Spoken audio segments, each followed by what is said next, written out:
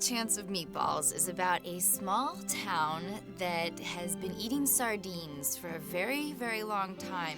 And Flint wants to be an inventor. He wanted to invent stuff that would help people and help his fellow man. Blueprints, awesome. Redesigning, virtualizing. He's invented spray-on shoes. He's invented a thought translator. He's also invented rat birds. Everybody else thinks they're terrible ideas until he creates this magical food machine. The Flindisniffer. What is sniffer? The Flintsniffer? Flintsniffer. And I think that's when things start to get really interesting in the movie.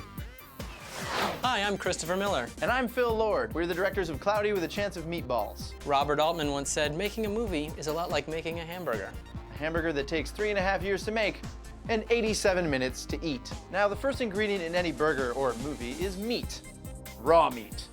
And in the case of this movie, our raw meat was the book, Cloudy with a Chance of Meatballs. The only thing left to do after that is add characters, Represented by this ketchup. and locations. And you're off to a great start. Who's hungry? I am. I'm not. The book is a fantastic illustrated story about what happens when food falls from the sky.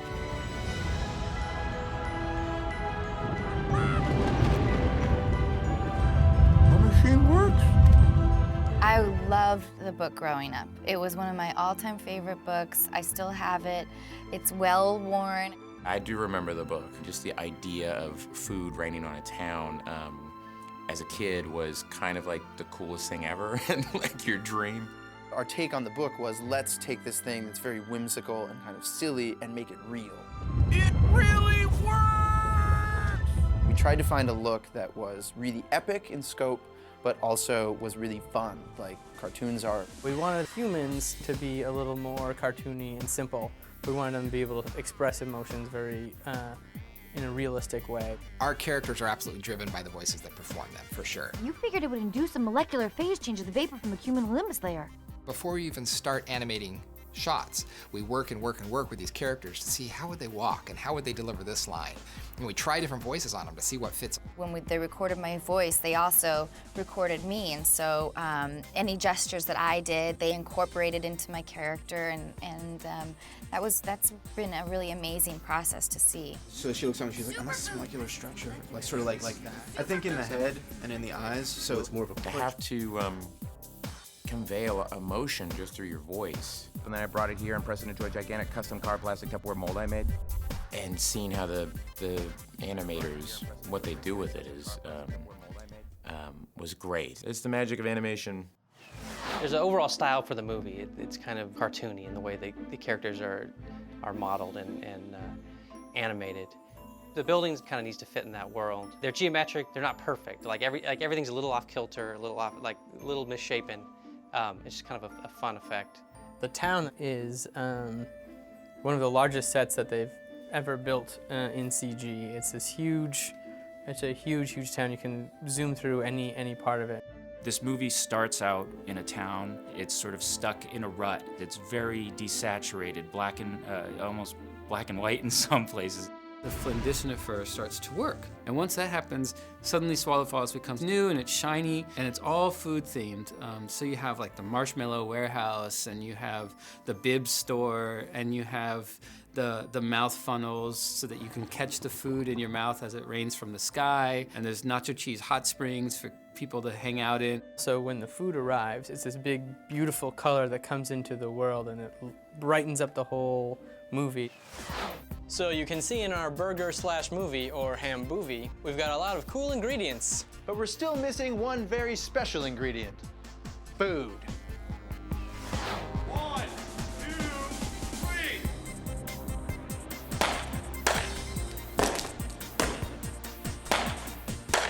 It's fun food.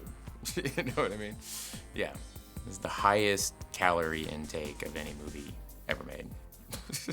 We also wanted the food to be edible and appealing and look like you want to like reach out and grab it and eat it. One thing about the food is it had to look appetizing. We wanted the audience to want to eat that. I want them to go, oh, I want that, I want to eat that.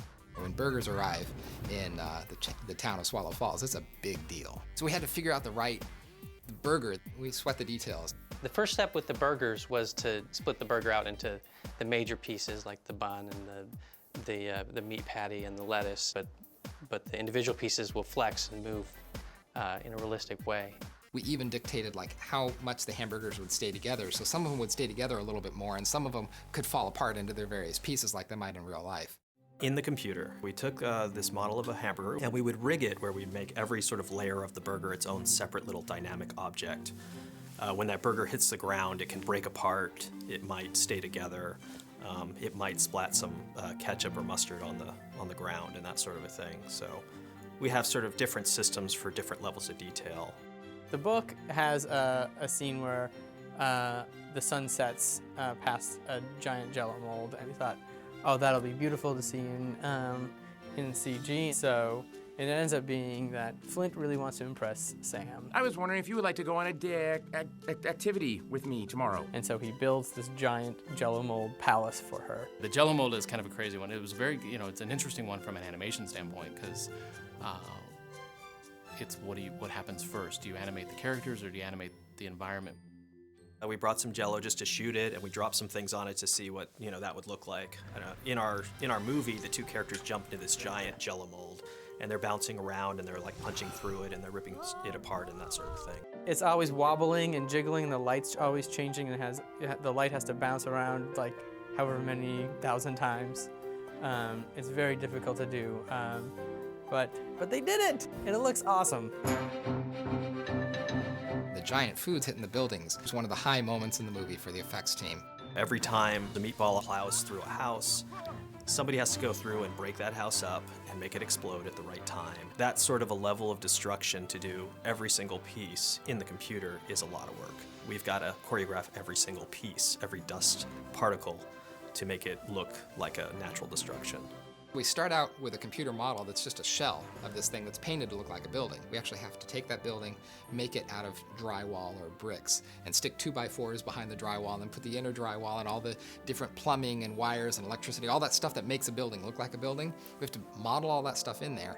And then when the giant burger hits the building, there's a tool set for the buildings that we can shatter them, break them up into little chunks. It'll knock the roof in and the walls out and send the pieces flying everywhere and get really interesting results.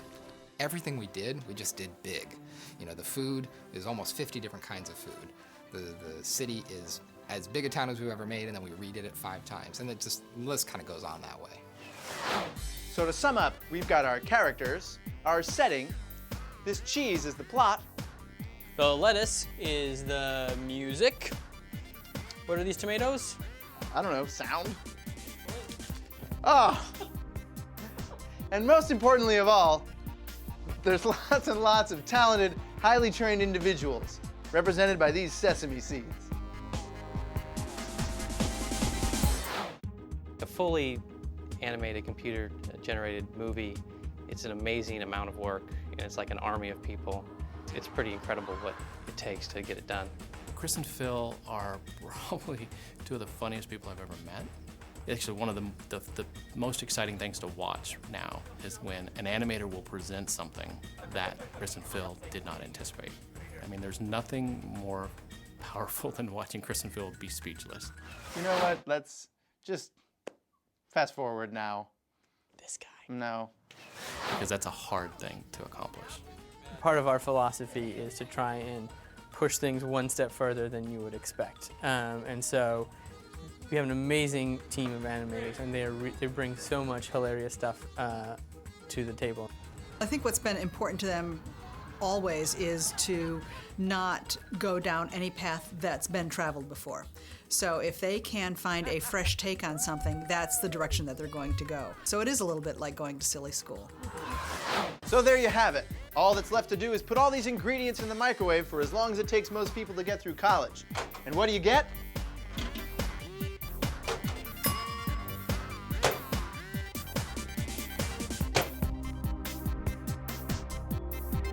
Delicious movie!